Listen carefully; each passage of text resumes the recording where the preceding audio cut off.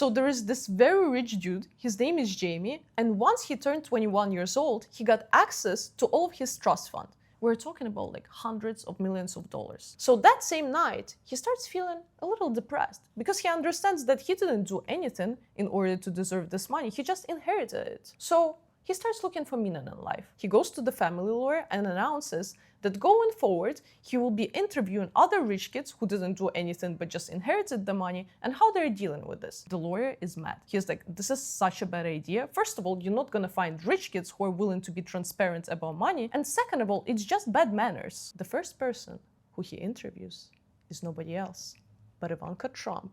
And she says things like, yeah, I was under my parents' shadow, but it's not a bad shadow to be under. Oh, by the way, did I mention that Jamie is a grand-grandson of Johnson & Johnson? Like one of the richest people in America? And the funny thing about their family is that they, as a family right now, are only allowed to be shareholders. They're not allowed to work in the company because that's how you actually keep the company profitable. And the reason why I found out about this dude is because over the past year, I've been interviewing rich kids like European kid Bobby Misner, very rich NYU students, and you have no idea how hard it is to convince rich kids to actually be honest unless people already know who they are. And you know why?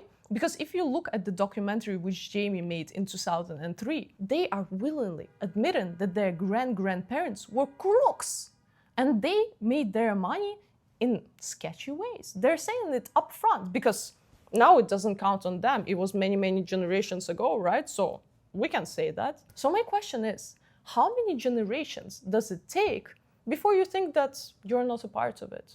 And are you? I don't know. As always, do whatever you want with this information.